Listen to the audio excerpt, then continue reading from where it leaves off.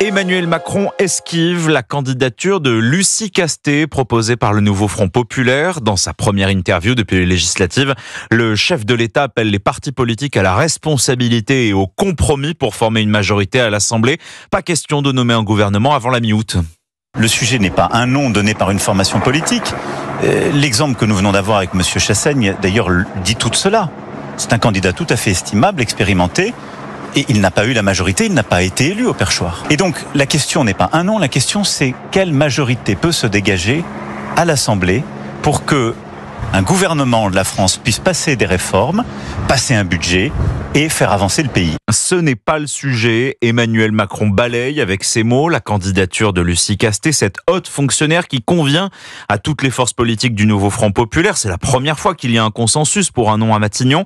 Et ce matin, elle maintient le bras de fer avec le chef de l'État, Alexis de la Fontaine. Oui, Lucie Castet maintient sa candidature ce matin sur France Inter.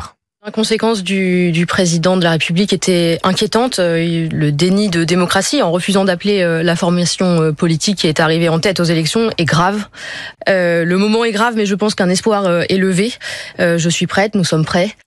Le ton est donné, le nouveau Front populaire sera très virulent à l'encontre d'Emmanuel Macron pour tenter de le faire plier.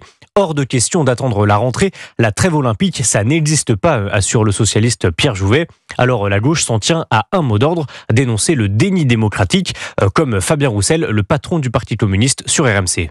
Il m'a donné l'impression d'être comme un enfant un peu capricieux qui est dans le déni. Il est complètement coupé du pays. Il y a un véritable fossé qui s'est creusé entre les Français et l'Élysée et lui. Et la cohabitation, c'est possible dans notre pays. Jean-Luc Mélenchon va encore plus loin et demande à Emmanuel Macron, je cite, de se soumettre ou de se démettre, c'est-à-dire de démissionner. Le leader insoumis pense ainsi pouvoir accéder au second tour de la présidentielle face à Marine Le Pen, car Emmanuel Macron ne pourra pas briguer un troisième mandat. Merci Alexis.